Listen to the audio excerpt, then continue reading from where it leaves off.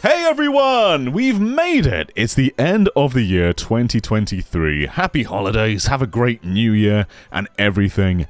And this year's just been packed to the brim with games. We recently did a ranking of the 21 best Switch games, and even that, I had to make some hard cutoffs. There are a bunch of really great games from this year that couldn't make it onto a list of 21 games.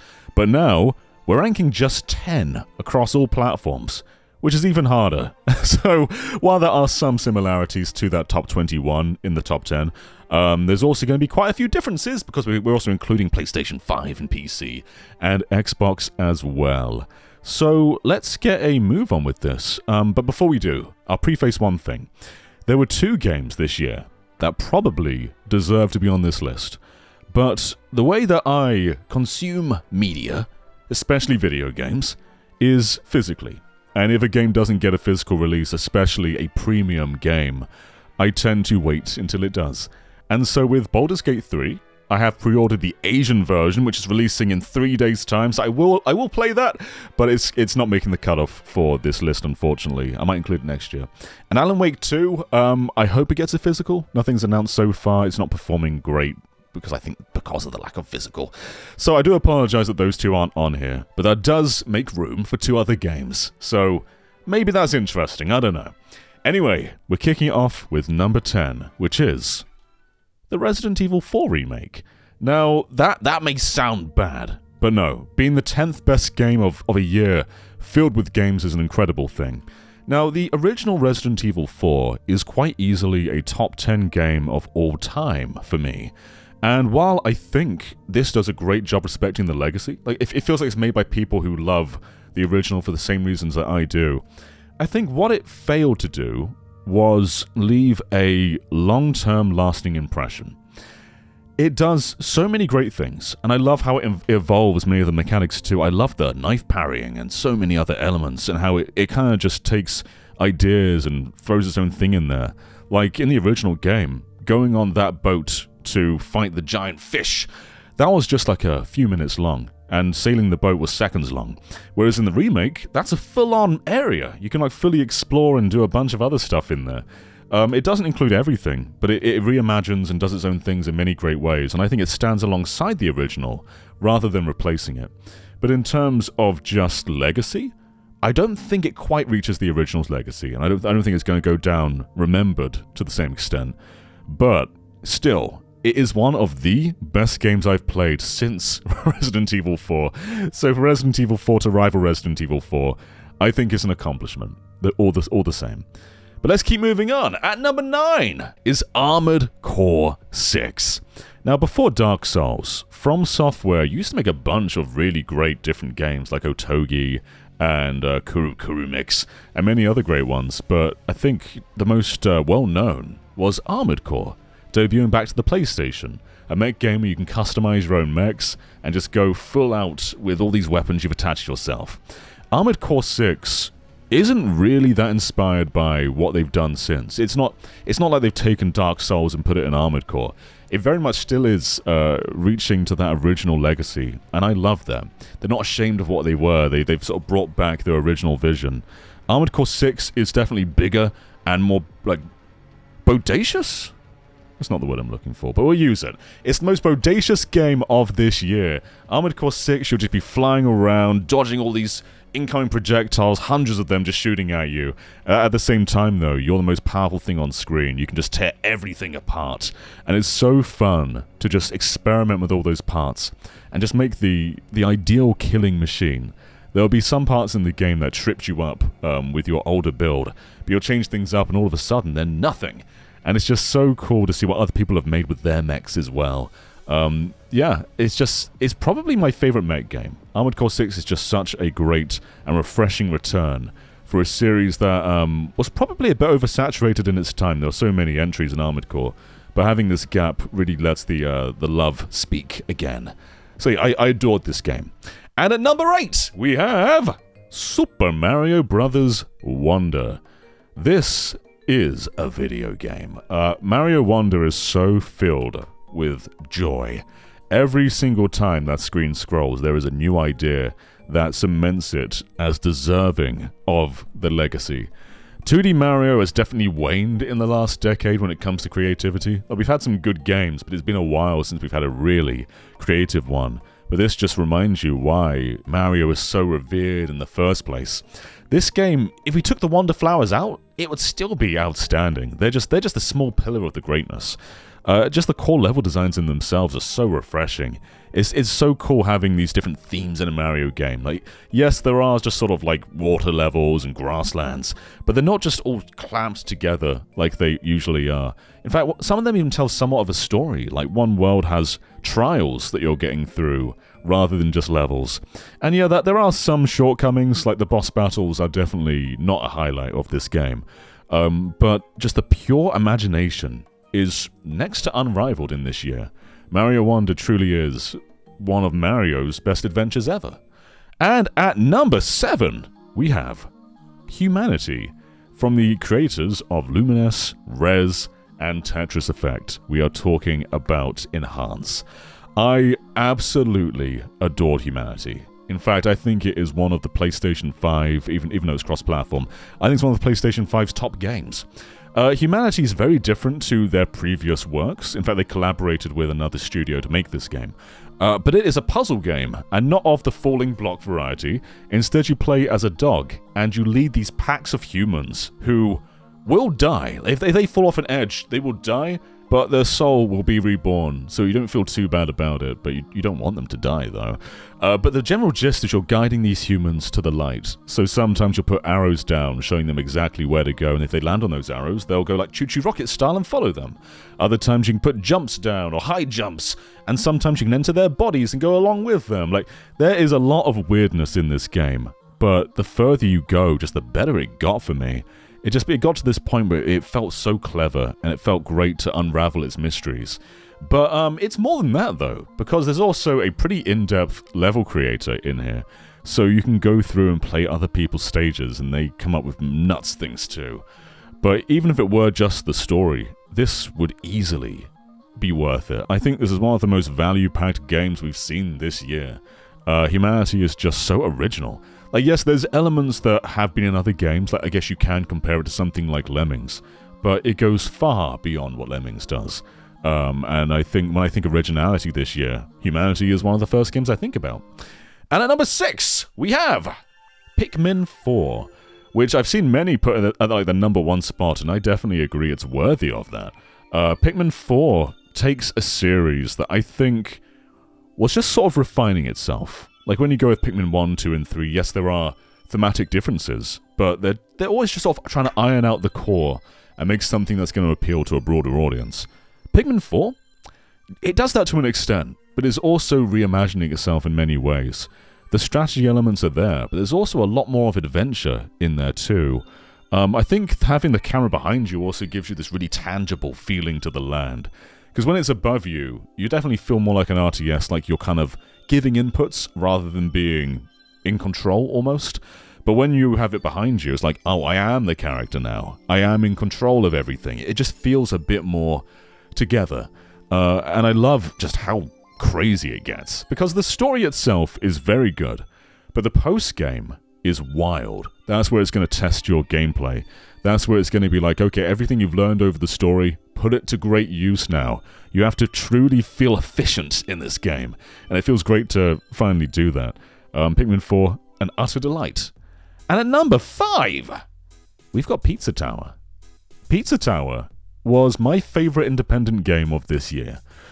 I hope it gets ported to console soon, because right now it's only on PC, and I wish more people could play it. It is crazy. It is like a mix. It's very inspired by Wario Land, but it's also very like momentum heavy, almost like a Sonic game. You've got all these moves you can string together, but it's not really automated, so trying to land all those moves consecutively feels great. There's like a little combo meter in the corner as well, just to sort of keep the ante up. But the most wild thing, though, is like other Wario Land games, usually when you finish a level, you've got like escape the level as fast as you can. But if you want to get the P rank, you've got to do 2 laps of that in the same sort of time. So you really have to learn each level inside and out. And if you can do that while stringing together all these crazy moves, it is just one of the most rewarding feelings of the year. You've got things like shine sparking from Metroid. it's wild, but it's a speedrunner's dream, this game. But even just playing it slowly and casually, it is just so full of life. It's so expressive, and it's so full of ideas too. Sometimes it just changes up the core gameplay mechanics. Like sometimes it just makes you play as another character. And that shouldn't work, but it does, because with each difference, the core DNA is still lingering in there somewhat. So even though you can change up the entire moveset or the entire premise, somehow the glimpse of the core of Pizza Tower always shines through. And I sincerely hope this gets ported to console soon. At number 4, we have F-Zero 99. When this game got announced, I saw so many people being like, "Oh, I'm so sorry, F-Zero fans. You've been waiting for so many years, and this is what you get." Whereas I was like, "Oh my god!" I was so excited for this game. And I've been playing it every single day. Sometimes just a race or two before bed, sometimes just so many consecutive races in a row. But it is so good. I think the best part about F-Zero 99 is while it looks like the Super Nintendo game, it couldn't be further from it. It shares the same tracks. They've been widened and changed a bit, but they're generally the same. But the core mechanics are totally different. They're much more F-Zero X than they are F-Zero Super Nintendo. So you can do the spin attack, you can boost whenever you want rather than just being once per lap. And that really changes the whole depth mechanics of how you even navigate these stages. Because your health is more of a thing than ever. In the Super Nintendo one, that boost is separate from your health. But then F-Zero X came along and made health and boost the same thing. So applying that to the originals really adds a lot more of a survival feeling to F-Zero. And then you've got the feeling of luck too, with those orbs that come out that take you to the Sky Road. And utilizing that at the right point to bypass turns and just take your way to first place without any effort is wild. And it always feels so good to win a race, whether it's from luck or raw skill. F-Zero 99 is the most addictive game of the year for me. It's one that I just can't put down. And admittedly, the player pool has dwindled down, but if you play during the Grand Prix, which come out every hour or so, you will find that that's when most people sort of come out and they wait for that to occur, so that you can still get a really good outcome if you're waiting during those Grand Prix or mini Grand Prix. But yeah, F-Zero 99, so fun. And it feels good to say that F-Zero has a new game in 2023, and quite honestly, it is my favorite one in the series. And at number 3, we have Street Fighter 6. I have always been there for a new Street Fighter game. I may not be especially great at them, I'm okay, but I'll always show up. And with Street Fighter 5, I had a good time with it. I think I liked it more than most did. I thought it felt very heavy, like whenever you landed a hit, you kind of felt it. But Street Fighter 6, it is obvious why it is so good. There is so much care poured into this game. Yeah, there's a full story mode, which most fighters of this ilk don't do, and it's fine. But the core gameplay is so full of love. The graphics are crazy. The whole presentation's just mad. And while I said Street Fighter 5, you can feel the heaviness. Street Fighter 6, you can feel every facet of this game. Every single time there is a single powerful move, you just sort of feel the effect of it. And I love all the mechanics of the drive system, because it kind of pulls from the entire franchise. You've got the parry from Street Fighter 3, you've got the focus attack from Street Fighter 4, and just sort of mixing them all together and adding that other wrinkle beyond just the core fighting can really change things up, and knowing exactly how to react to an opponent and read them when they're using these moves. Like if they're doing a drive impact, you can do one straight back, and because you reacted and did it after them, you're going to be the one to land that attack. There's this sort of rock, paper, scissors to all these elements, and it's just so much fun. I keep coming back to this. It's so cool seeing new fighters introduced all the time. It just feels like an event. Street Fighter hasn't felt huge since 4, and it just feels prominent again. The King of Fighting Games has just reclaimed its throne, and it's so good. And at number 2, we have Octopath Traveler 2. And I know what many of you are thinking. Really? And that's what I thought, too. This game came out earlier in the year. It wasn't marketed much, and the reviews were just kind of like, pretty good. So I didn't actually pick it up for a while. And I saw people online being like, this is one of the best games of the year. And I looked at them, and I went, no way. Because Octopath 1 is good, okay? It's good. It's a good game, has depth, it's fun. But it doesn't have that sort of special feeling. You know, it didn't feel like a Chrono Trigger moment. It was just kind of fine. Octopath 2 takes all the shortcomings of the original and says, get out of here. And then it takes everything it does well and says, get back in here. And then it just manages to do everything else right. It fills in all of the lesser moments of Octopath 1 and manages to make a perfect game out of that formula. The paths now intersect. The characters can finally really know each other. There is a far more rewarding feeling to playing through all these characters and exploring the world and having just sort of this tangible outcome together. Octopath 2 has an incredible score. It has refined HD 2D to a beautiful aesthetic. The combat has more layers than ever. Like there's nothing to say that's bad about this game. It is just universally great. It might be one of the best of its kind. There are very few other turn-based RPGs that I think can rival Octopath 2, especially in recent years. It deserves to stand with classics. It deserves to stand with Final Fantasy 6 and 7 and Chrono Trigger and so many others. Terranigma. I can just keep naming names, but it deserves it. So, anyway, what's number 1? I want to be unpredictable. And I said this in the top 21 Switch games list as well. I really want to be. But I can't fight my raw instincts. And that is The Legend of Zelda, Tears of the Kingdom. This, I think, is a near-perfect video game. Like Resident Evil 4, I don't know if it has the lasting impression of its predecessor. So with Resident Evil 4, I felt the original was a timeless masterpiece that I still think about today. With the remake, you know, I enjoy it, but it's not the same kind of standard. Tears of the Kingdom, I don't think it has the same mindshare of Breath of the Wild, but it's also, it couldn't exist without Breath of the Wild, right? The whole DNA of this game is owed to Breath of the Wild. They are a duo. So I don't know if the lasting impression is actually as important as some other games. Because Tears of the Kingdom shares its lasting impression with its predecessor in an interesting way.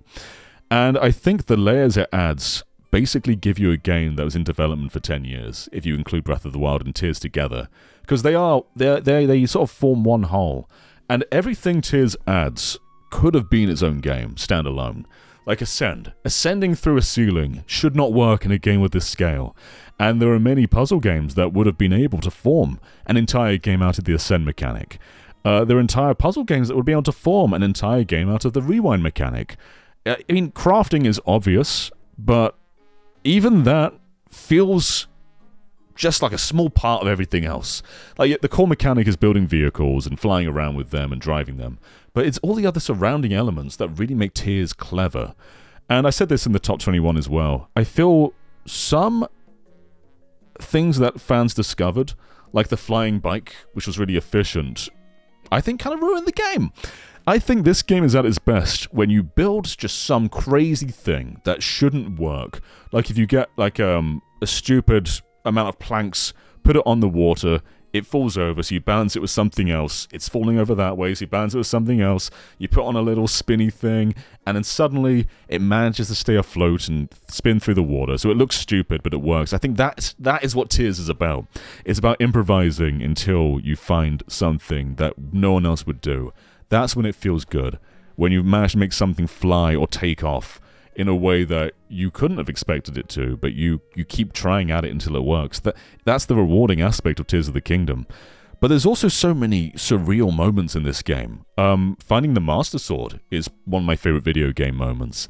And I don't want to spoil anything, but Zelda has some good moments in this game too.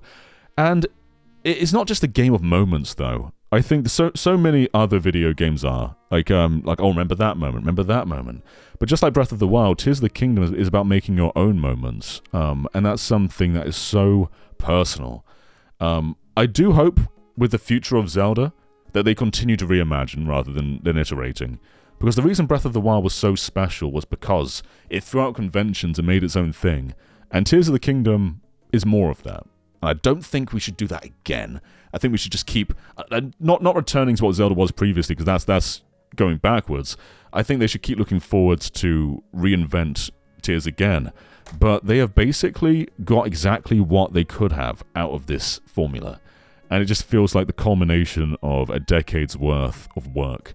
And a very, very special video game. That is almost unfair to compare to others because of how much it does. And on the scale of what it does as well. In the quality that it has. I can keep rambling about this. I feel like I'm in ramble territory now. But Tears of the Kingdom is just such a special video game. And we saw many developers, you know, were inspired by Breath of the Wild. I don't know if many can be inspired by Tears of the Kingdom. I don't know if many have the time and the resources to match its ambition. And if they do, I think it's going to be years until we see them. And by that time, we'll probably have the next Zelda. So thank you for watching and listening to my top 10 games of 2023. And what's crazy is it doesn't feel like things are slowing down.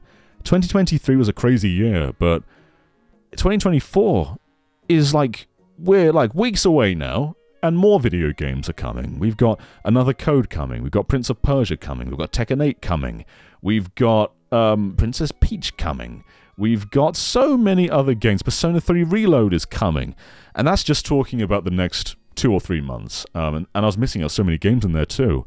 We are in a lovely period for video games, but of course, let's take a moment to just respect those who make them, because it's not been a good year for them. There have been thousands of layoffs, and while I do love celebrating the stuff that's been put out there, it wouldn't exist without all these wonderful people, these wonderful talented people who have made them.